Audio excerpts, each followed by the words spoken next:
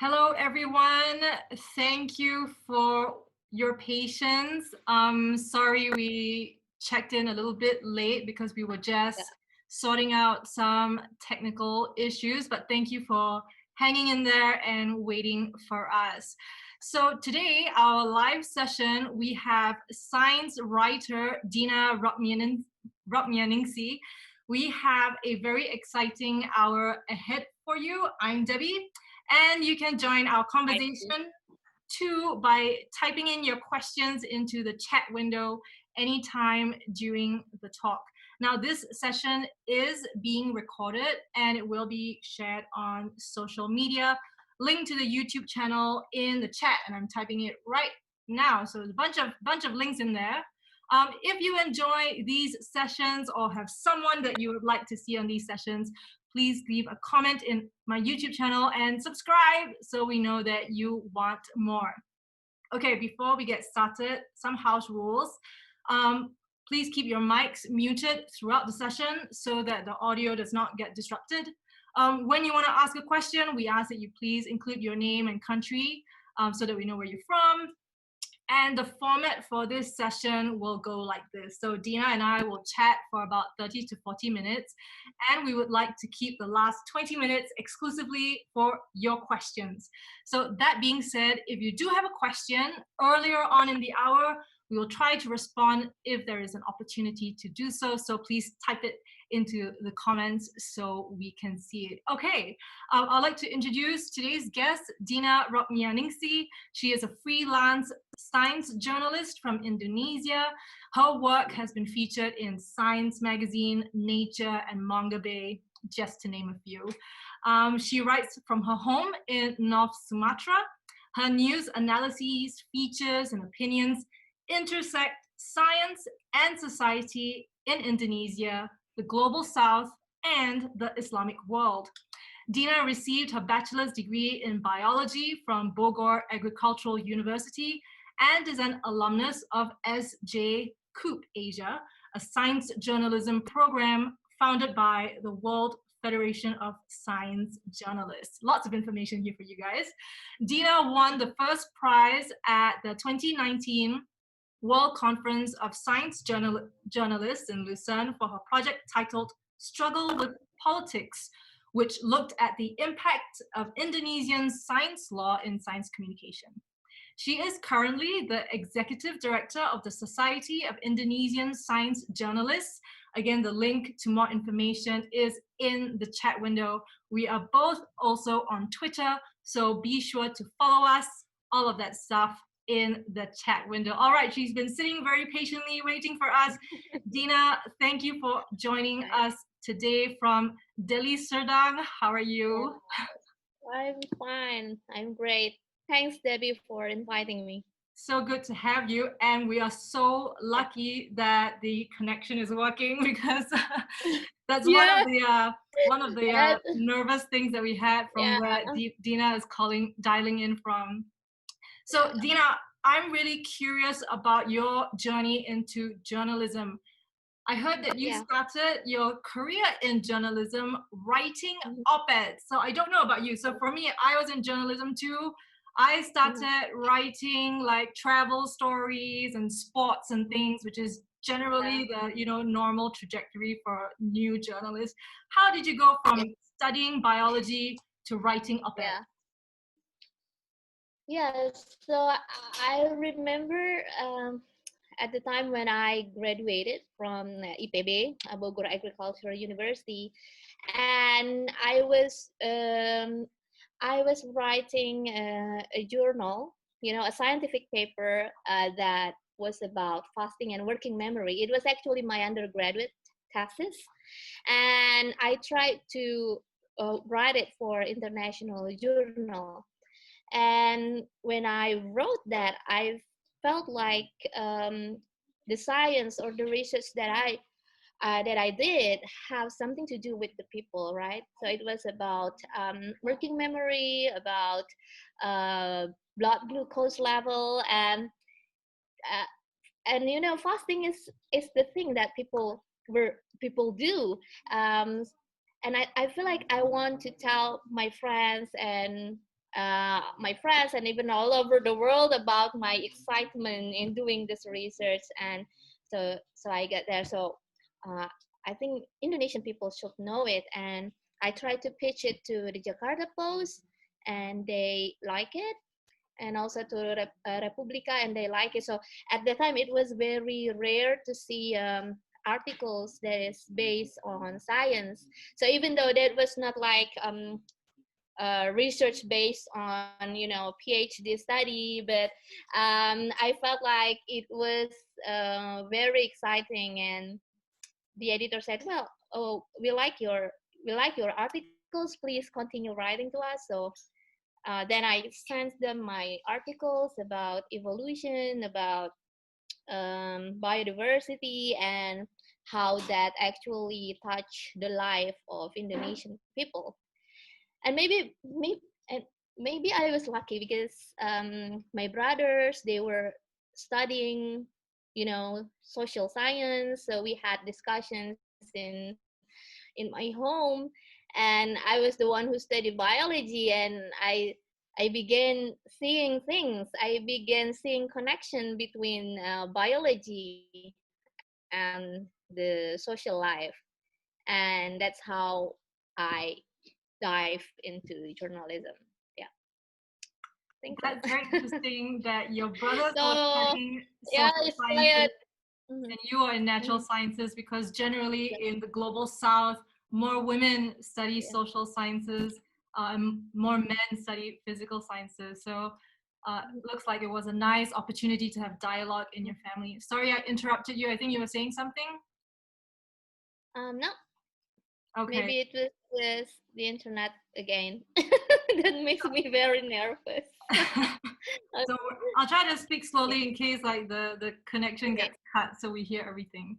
So I'm curious, Indonesia is a huge and diverse country, right? But for science, it is super exciting. I find it super exciting. There's so much to explore. So you mentioned you wrote about you chose some topics after you decided to write about fasting, which was Yes. biodiversity and evolution. How did you choose those stories? Why, of all the things to write about in Indonesia and science, did you choose those things? Yeah. Well, those were actually topics that I chose in my early days as a writer, as a published writer, because at the time I think the intersections between science and religions, it is such an important topic. And I was surrounded by my friends who really thinks that evolutions is interesting. Some of my friends even think that this is not aligned with our religion, but because of that, because we're really putting attention more to it, and then we studied more. And I think I need to do something to make more open-minded society about, you know, in seeing these evolutions as a scientific ideas, but not as a conspiracy or something like that. And this is very, very rampant. I mean, we frequently find it in Indonesian communities. As for biodiversity, I think, yeah, that's the main. I think that's maybe the main topic of Indonesian science stories, because we we really have this huge biodiversity, but I think the country doesn't really use it. I mean, I'm currently working on a story about a specific plant in a specific kind of plants that are actually, you know, that are actually part of Indonesia, and many research shows that these plants could give a solutions to Indonesian mining problems, especially in Sulawesi. And it is very, very surprising to see that none of these plants have been discovered in Indonesia, even though scientists say Indonesia must have this potential to be the host of these plants. So these plants, well, I give you a secret about my story that I'm working right now. So this is a nickel hyperaccumulator.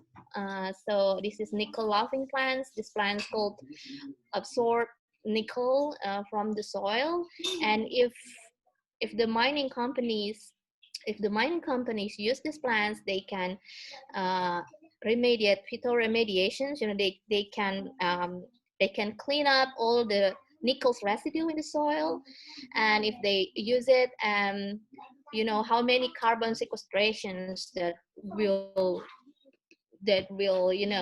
happen, and that's such a huge potential. But then again, when I check in the website, there are like 500 species of these nickel hyperaccumulator plants, but only a few, maybe less than 10, comes from Indonesia. Even though Indonesia is the home for the flora diversity, and it's really saddening and surprising because our government do not support this kind of research. And yeah, that's maybe one example. There are many other examples about Indonesian biodiversity not being given an attention from the government. And yeah, I think that's why I think it's like I really want to tell, especially the sorry. But, yeah, I think I really want to work on that story so that it will be heard by the policymakers. Yeah, I think that's my motivation right now. Speaking of opportunities and platforms, how much, and you mentioned also when you first started writing about this, it was not commonplace to see science in the news. So I have two questions. One is, are there enough platforms for science reporting? And the second is, what is the level of news literacy in Indonesia? So when they see a piece of news in the newspaper or whichever platform that they access it from, are they able to recognize it as fact news, science-based news, or is it dismissed as someone's opinion? Well, that's a difficult question. Okay, I haven't read any study about that, but today in the age of social media, I think it's hard for common Indonesian people to recognize whether this is a science-based story or it's just like a hoax, because pseudoscience are everywhere right now, and people who use like a professional title like doctors, professors, they are everywhere, and many people cannot trace whether this is actually a real professor or the real doctor. So they just open Facebook, Twitter, and sadly this kind of fake professors are everywhere. And I don't know, I don't think many Indonesian people recognize this is a science-based article or not. Is it I think it's minority, only minority of people can recognize that. And as for the platform of science reporting, I think, yeah, there are growing numbers of contemporary media, like in the Twitter, we have Semesta Science, and we have also Warstack in Facebook. So this kind of online platforms try to introduce science to Indonesian youth, but Indonesian young people. But for the news itself, I think a growing number of science journalists right now are working in Indonesia, especially like in Kompas.com, the Jakarta Post, in the mainstream media. I think they put attention on science journalism, but sadly, because Indonesia is big, there's no place at all in local outlets. For example, in North Sumatra or maybe in Eastern Indonesia, even though we have tried, our organizations have tried to to mentor local journalists in the provincial level to understand what is science journalism, and we really try to to put science in their news desk, but it's an ongoing effort, and me and my team in the Society of Indonesian Science Journalists, my team are working on it, and we try to educate local journalists on the importance of science journalism. I just want to give people a little bit of context for those of you who may be from outside Southeast Asia, or maybe the whole idea of fake professors and fake doctors. You may be like wondering what that means. But in recent years, well, maybe Dina can explain what she means by fake professors and fake doctors. Yes. yeah. Okay. So in Indonesia, recently we have this fake professor. I forgot his name. But so we have this fake professor. So he claimed that he had invented the cure for COVID-19. I think this is a global phenomenon, right? People try to show themselves that they are important and that they found this, but in Indonesia, maybe it's worse, because what makes it worse is that this professor was interviewed by a celebrity, and they got a lot of viewers, and it's we are very lucky because the journalists, Indonesian journalists, are now starting to identify the right experts. They start to give a voice to the real scientists, and because of that, this fake professor was recognized. People identified him as a fake professor. He has no Google Scholar profile, and we cannot find his research. But I think the media, the journalists, they have been successful in giving a spotlight on that. And I think that's on that note, I'd just like to let everyone give again more context of journalism in Indonesia or around Southeast Asia. It's extremely challenging. It's one of the most difficult places for a journalist to work in terms of being able to report on fact. There are a lot of real risks that journalists take, sticking their necks out to uncover the truth, or actually maybe not uncover the truth, but just debunk what is presented as fact. Yes. So it is a very challenging task.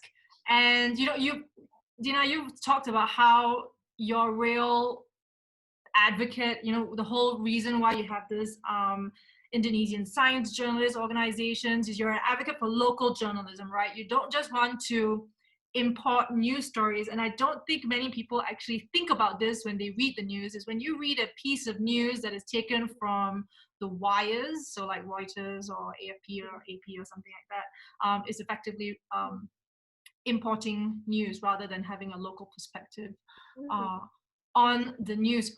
Dina, what do you think are the limitations of that kind of reporting versus local journalism, where you're reporting a piece of news, which could be international news or local news, but from a local lens? What are the limitations of importing science news?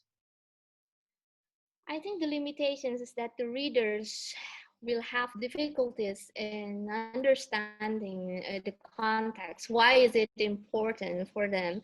Maybe that's why science doesn't have a specific place in many newspapers, because the readers, they don't really know the context. For example, we have this news about scientists advancement in frontier science, for example, in theoretical physics, you know, people seeing the black hole. I mean, that's a huge news, right? Okay, I was very amazed with that, and that story, that means a lot to me. Maybe, and with, you know, for a few of my friends, but for my neighbors, or for many Indonesian people, what does that mean? What is actually a black hole?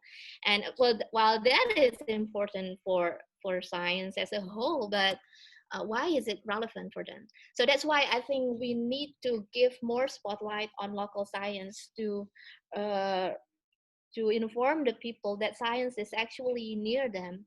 And in the global south, the nature of science is different from those in the north. Okay, you know, okay, we have these black holes, we have this gene editing, and we have this artificial intelligence, and so on and so forth. But what about the rubber tappers here around in my neighborhood? Why is it important to read that? And even though they don't read it, why is it important for the policymakers that is responsible to them? So in the meantime, I see that there are many local science that is being conducted in Indonesia. For example, about the agriculture, about the plantation, maybe about the disaster management.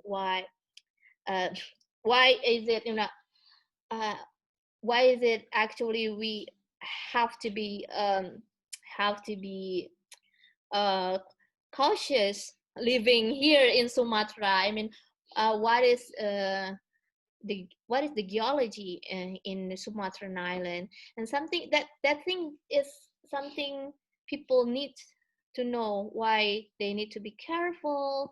And also here in Sumatra, and or maybe in other place in Southeast Asia, in Thailand, in Malaysia, we have this disease in rubber plantations. So the trees are being attacked by a fungus, but no, if but almost no science story, even in a local uh, journalism outlets or regional Southeast Asian newspapers, do they really write stories on the matter. But it is actually something that is threatening the income of farmers in Indonesia. Well, that's the examples that is close from my home here in rubber plantations. But I think there's also many other things. I know someone in Indonesian Open Science team that says it is important for scientists to communicate their science, even though it has not been published in international journal, in scientific journal, whatever, but they have to communicate it to local people. I think I agree with them, because it will give benefits for us. Mm-hmm. I really like what you said earlier about informing people that science is near them. I think that that's a really simple, elegant, and beautiful statement to make, that science is all around us. It's not happening out there. Yeah. It's everywhere. And you know, you talked about making things relevant and relatable to the local Yes. community. So that is the strength that local news journalists can help translate what seems like global faraway news Yes. into news that Exactly. makes sense to the common denominator. And I think that happens at different scales. It can happen on a national scale, so like in Indonesia, Yes. or it can happen even on a very Mm-hmm. granular scale, like to a particular community, like these rubber tappers that you're talking about. How can these global Yeah. issues make be interesting for them? I think that's something Yeah. that is really really challenging. And more than Mm-hmm. anything, another thing that you touched on was having representation. So the news is there, the story is there, but no one is writing it because no one is there doing doing the Yeah. reporting, asking the questions Okay. in that location. So having representation, having active journalists, at different scales is also really important. And one more thing that I want to touch on with related to that is that you were mentioning, these international journals, and we all know that, international journals, the top 50 science journals in the whole world are in English. They are in English, and all 50 journals, all but one, are published in are publications that originate from the US or the UK. Now, people in countries in the global south speak hundreds of different languages, right? Yes. Dina, how do you think the hegemony or the dominance of English in science and science from the global south can become relevant on these platforms, on these international platforms? So yeah, so that's something that is debatable because so in Indonesia we have this polarizations of academics who think that Indonesian scientists should publish their research in international journals. So of course they use English, right? And there is this kind of this academics who think that Indonesian scientists can publish their research in Indonesian journals, published in Bahasa Indonesia, in Indonesian, because this is what I said. This is more accessible, and as long as they communicate it to the public, and science is, like what I said, science is near them. But then again, we have to be careful about the quality of the science. For example, if the Indonesian scientist wants to publish their research in international journals, then they must follow the rules, right? They must follow the peer review process. They will get through all the rigorous process to be published in that kind of journal. But sadly, sadly in Indonesia, not all journals have that rigorous process. Maybe many of them are not that serious in managing journals, but the ministry in Indonesia, the ministry try to rank these journals. So I think, but I still believe many Indonesian journals, even though maybe this is 10% of all Indonesian journals. For your information, in Indonesia there are more than 2,000 scientific journals. For me, that's surprising. For my editor in Netherlands, he was very surprised. What, Indonesia have like more than 2,000 journals? But I believe maybe 100 or 1%, 5%, they are good journals. And from these good journals, there are many relevant science stories that can be, that can contribute to the whole development of science in global level. For example, I recently wrote a story about a dragon lizard rediscovery in Lake Toba. And I was very proud of that piece because I use local journal, really. I didn't use Nature, Cell, or many other prestigious journal. I use Taprobanica. That's the journal of Asian herpetology. And it was written by my friend, so I went to the same summer course with him. So it was like about 10 years ago, and he told me and said, he messaged me on Facebook and said, Dina, we discovered a dragon lizard that was not seen in 100 of years. And I was just, what? This is a big discovery, If he published in Nature, this, that would have been a big press releases, right?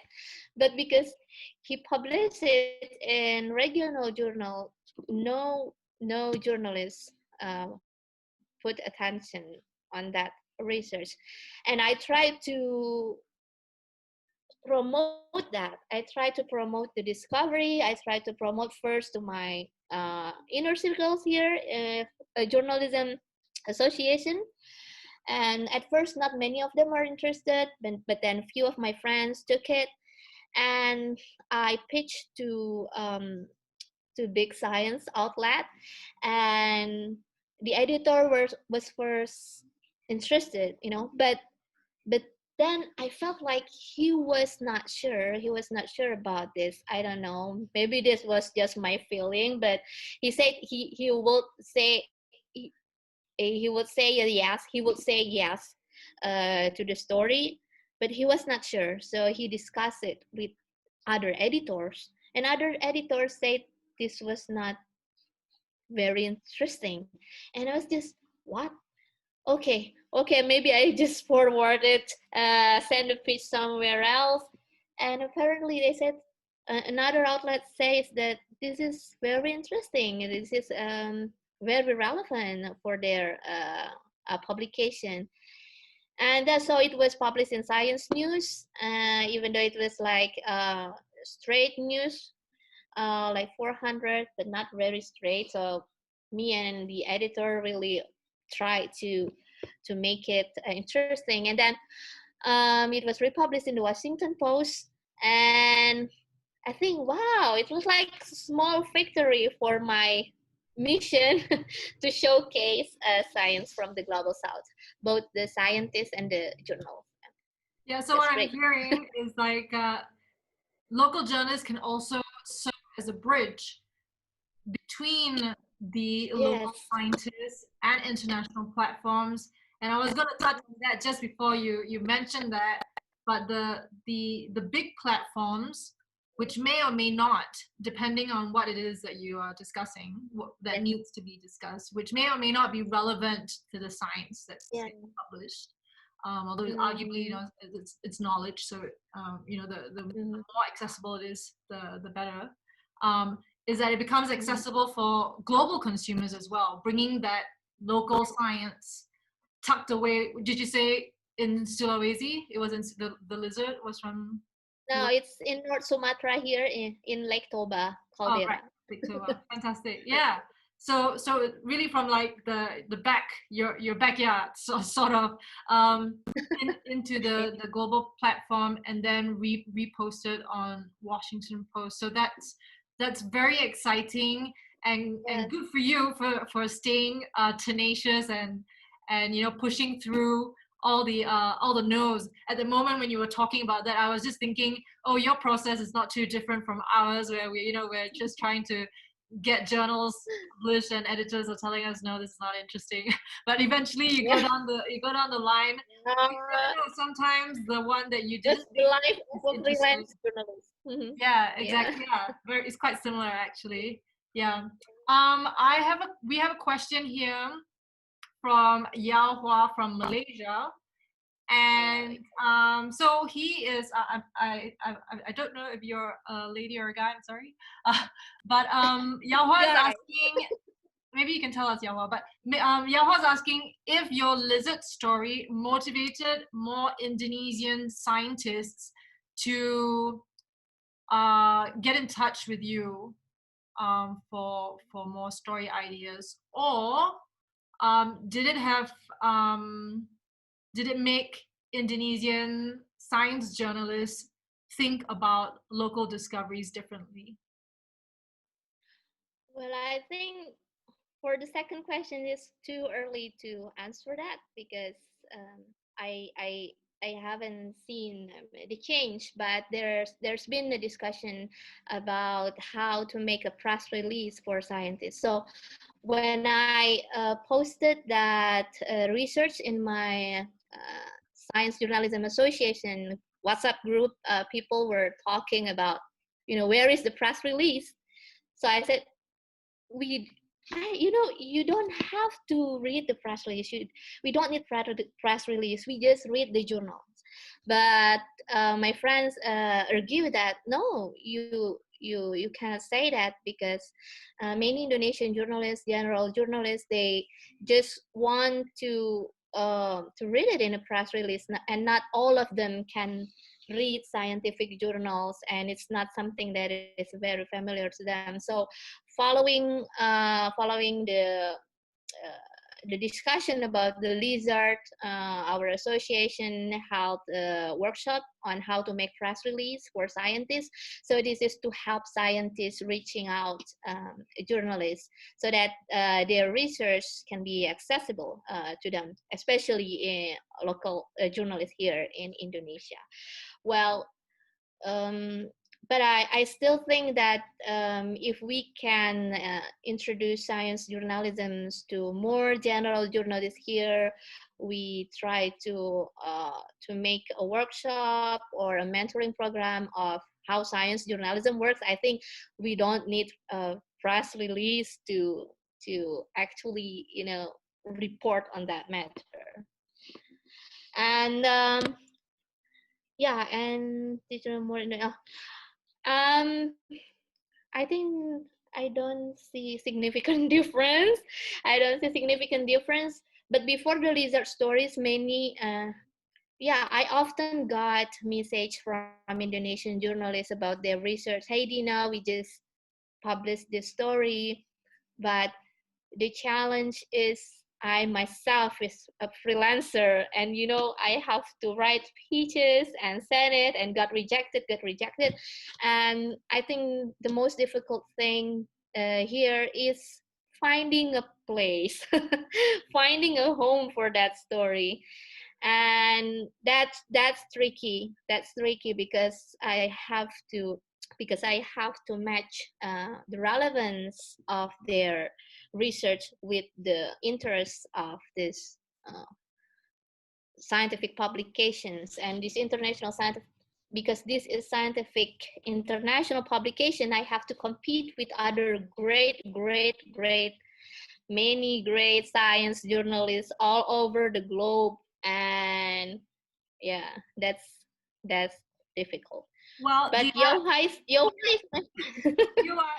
in a very exciting place in the world, full of scientific discoveries. Sadly, also many of those discoveries are being threatened right now. For those of you who do not know, Indonesia, just very similar to Brazil's extensive deforestation, loss of biodiversity, both in the ocean and terrestrial biodiversity, all sorts, any kind of landscape you can imagine.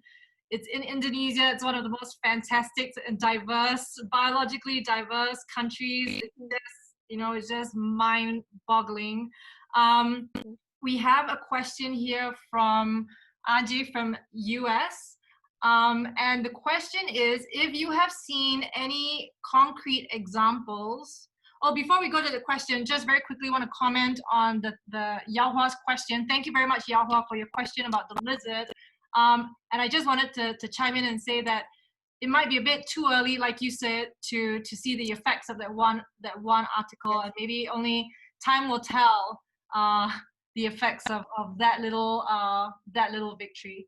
So going back to this question, have you seen any concrete examples that science journalism has made changes in Indonesian policy that's more science focused? And when I read that question, the first thing I was thinking about was vaccinations, because there was an issue about that with measles vaccination, I think quite a while ago. But I'll leave you to comment on that. Examples of journalism changing Indonesian policy. Dina, do we have any examples of that? Well, to be honest, science journalism, I don't know. Indonesian government today is very difficult. I mean, I'm speechless with the government right now. But well, yeah, I don't know. I don't know any positive impact deriving from science journalism to public policy. But maybe my friends who are more experienced, like from Compass, from Tempo, they have answer to that. But based on my experience, the government, whenever they are criticized, they don't like it. They don't like it. So, for example, I criticized the Ministry of Forestry earlier this year, and they they didn't like it at all, even though I have the data, and they strike back, saying that I don't have good data. And my story on Indonesian academics, about, so I wrote a story. I still remember the title that was made by my editors, like how to shine in Indonesian science, game the system. Oh, it was very, it was very difficult story, but then many Indonesian academics gave comments on that. And like a week or 2 weeks after that, the Indonesian Ministry of Research and Technology held a competition for Indonesian journalists who wrote good thing about their policies. I think that's the impact. So I don't know any positive impact. Yeah, I think Yahua is trying to be encouraging and say that the Oh, snake bite story oh is yeah, vague. yeah. Set up snake bite research a Of bit. course, Yohua, I forgot about that. So Yohua is my friend in Malaysia. He's been doing great journalism, and the snake bite story that he did for Mosaic was taken by the Ministry of Health, Pak Terawan, and it was taken, and from that article, based on Yoha's source, Bu Tri Maharani, the minister right now is establishing a research center on snake bite, and this is the positive thing. And I think this is pretty good because people here, especially journalists, see Terawan, our minister, as quiet something, as a minister that is not very responsive to health problems in Indonesia. But Yoha stories on snake bite, it gave uh, it gave positive impact on that. Even though we haven't followed up the research center, whether or not it has been established, or maybe because of the pandemic, it's postponed. I haven't followed it up, and I really hope that the establishment is really happening. This is the question I have is somewhat similar to one of Ajay's questions. Ajay has a few questions in there. So as director of the Indonesian Society for Indonesian Science Journalists, World Federations of Science Journalists, and so on and so forth. What I'm hearing is that science news is really trying to cut through the noise that's in local news. Politicians are not interested. Readers are not interested either. They have other things that they feel are more important. Science is not one of them. So in your roles in those organizations, how are you enhancing science literacy amongst journalists and scientists and the science writers? Okay, among the journalists, you mean? Okay. So yeah, I think because I was elected like a few months ago, maybe in April, right? In April, and then the pandemic hit. So we've been organizing webinars on the scientific sides of the pandemic, and also the science journalism side. So what we did first was to contact the Journalists Association. It is very reputable in Indonesia. This is called IG, the Alliance of Indonesian Independent Journalists, and they welcome our ideas to gather Indonesian journalists to gather Indonesian journalists and educate them about science journalism. At the time when the pandemic hits, about around March or April, I forgot, maybe March, right? So people, the journalists really didn't know what is actually a virus. Many journalists, right? Not all of them, but many of them didn't know what is a virus and how to read scientific journals, because the news about the pandemic, the new things about the pandemic emerged from the preprints, from the scientific journals, and how did local journalists catch up with that development. And that's what we were trying to help. And the first thing that we did was to connect them with the right scientists. So we have this molecular biologists, we have epidemiologists, and we try to connect them. So we gathered these journalists in one WhatsApp group, like more than 200, maybe we have 2 WhatsApp groups in that. And then we invited epidemiologists, molecular biologists, and we really introduced the basic. For example, what's the difference between a virus and a bacteria? Because some journalists even didn't know the difference, and they wrote it in the online articles. And what is actually Arnaut and many other scientific jargons that were used in the pandemic coverage. And I think we are very very proud because in Indonesia, many journalists right now, many local media have started to give a voice to the scientists, and we see that the scientists are the same people. I mean, for example, we have Pak Ahmad Utomo, a molecular biologist from Kalbe Pharma. He was from Kalbe, but now he's an independent scientist, and he was interviewed by many people, by many journalists. And we see these epidemiologists in the television. Before the pandemic, maybe journalists didn't even know that they have scientists in this country. And I think maybe this is the blessing from the pandemic, even though the pandemic is, it's really saddening, but there's a blessing. Now we see more scientists as sources in the pandemic stories. And we really hope that we can bring this success to other reporting as well. For example, in climate reporting, in health, other than the pandemic, in health reporting, in disaster reporting. We really hope that's our goal.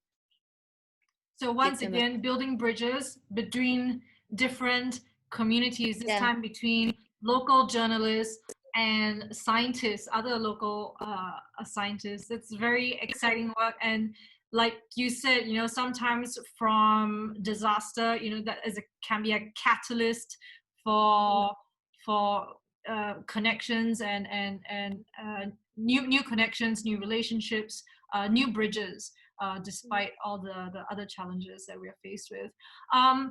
Since we're talking about the pandemic, I do want to talk about something that we briefly spoke about before we had this chat with everyone with us today, and that was one of the difficulties with a lack of science literacy amongst audiences, that during the even now, during the pandemic, some were treating advice about not gathering in large areas as an opinion rather than as actually something that you should avoid doing as fact, that it can actually enhance transmission of the disease. People were avoiding doing that. You mentioned religious gatherings during COVID leading to community spread. Could effective could science journalism have averted these events? Or were these really just due to lack of leadership, you think? In my opinion, I think this is a combination of the lack of leadership. And even though in Indonesia, even though the religious bodies like the Ulama Council, the MUI have given recommendations, Muhammadiyah and Nahdlatul Ulama, those are religious organizations, Islamic organizations, they have these fatwas, they have recommended people not to gather in the mosque and not to do this Eid prayer, but still people were there. I think besides the lack of leadership is what you say, it is the scientific literacy, it's the science literacy of our people. They just don't think, for some people, maybe I just want to pray, and maybe this is purely social event. In many Indonesian regions, maybe most Indonesian Muslims, they don't really understand both the science and both the religions. What they know, maybe they just want to gather with the neighbors. So this is purely social reason, cultural reasons. It's very complex, and I think the journalists here have tried their best to inform people about what needs to be done. But again, it comes back to the society, and the society is a complex thing. And so maybe that's our homework. What we can do is this: we're trying our best. And because society is complex, and even more so the relevance of local news journalists to look at things through a local lens rather than a global lens that is not relatable. Last question. You have been working on a story about science and religion for the last 4 years. How is that going? Yeah. Actually, it's like, I don't know if I've been working on a story. So that's my personal interest. But actually, since 4 years, since I put that tweet on my Twitter, like 4 years, I only wrote about two stories related to science and religion. Maybe the first, two news stories, one news story, one feature, and one opinion article. One opinion article was published in Nature. So I argue that Muslim scholars should analyze the role of political Islam in influencing science students' perception on science, in influencing the science acceptance. How's that happening? I think that's something that's understudied because the Islamic world is somehow the same with the developing world. We have the same factors, lack of resources, lack of government support, and many other things that are faced in other developing world like Latin America. So what makes the Islamic world the same? What makes it the same? I think this is the role of political Islam is in there. And the second one was about the vaccination, the measles and rubella vaccines, and that made a story as well.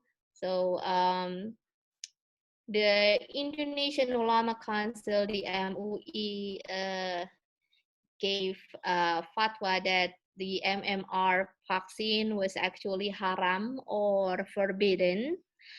But the fatwa itself says that because there is no other vaccine, and then you can use this vaccine. So this is something that, common Muslims, Muslims with no knowledge in science, no knowledge in religious knowledge, is that is really confusing to them. What they know is just the pig element. And I myself live in North Sumatra, in Deli Serdang, and when I was in my daughter's school, people were, whispering, this has big elements, and we didn't want our child to be, to be injected by big element. And at that time, only 2 students out of 40 was vaccinated, and Wow. that, yeah, that was really significant and infuriating at the same time. But yeah, that happened even in Aceh. I can see And the challenges of that kind of information. One is you should get vaccinated. Second piece of information, the vaccine is haram.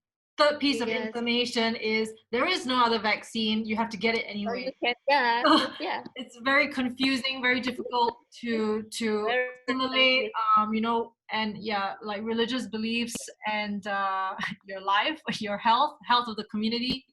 And even in a simpler context right now during COVID, something as much as not getting into social gatherings, people can challenge that. We have one question here from Manuel Ruiz. So he has a comment, but his question is, how do you perceive we could burst the bubbles and reach that big part of the population that is being actively moved to science illiteracy? Is that a task for journalists or scientists? So bursting the bubble, so like I guess the runaway syndrome of people choosing the news that makes the most sense to them, which may not necessarily be science. That happens in many ways. What do you think, Dina? Or so sorry, his question is it a role of journalists? Is it a role of scientists? And Anand is adding the question, is it a role of politicians, leaders, scientists, or journalists? Who's in charge? Who's in charge? Actually, the scientists, I have to say, they are powerless if they don't communicate their science, right? So the journalists, they have this strategic position to bridge the gap. So that's what I've been saying, is that they have these strategic positions to inform the people. But then again, we have to do it right. For example, in science religion context, for example, if we report a science that is not empathetic to religious people, then religious people tend to think science as anti-religion. So whatever coming from science, they think that this is not from their world. And I think that's really important to be noted. So the journalists, they have to, in my opinion, they have to have this skills that is, they have to have these skills that can take the empathy from the religious people. So for example, it's really it's really an interesting story that I wrote that I read in New York Times. It was about Christianity will have power. So if you ever read that, have you read that, Abby? No, I haven't. So why Christian people, why the evangelists voted for Trump? And I think that's a great analysis, because the piece for me shows the power of religion. So this world is going to be inherited by, the religious people. The religious people, based on a study in Pew Research Center, they will inherit the earth because they will dominate. So the religion is here, like it or not, the religion is here in the future. So if the anti-science people, if the science denials are coming from these religious people, and then how are we journalists going to solve that problem? I mean, we need to make more religious people to accept science. What I mean religious here, people with religion, right? It is debatable, but I think journalists have the role to actually inform science to them, but in an eloquent way, in a good way to them, not like by provoking them or offending their religious beliefs. Thank you very much, Dina. It has been very good talking to you today. We have 1 hour. Sounds like the conversation was just getting heated up with lots of questions coming in and the debate getting quite exciting. I'd just like to, and thank you all for your questions and participating, joining us today for this fun hour.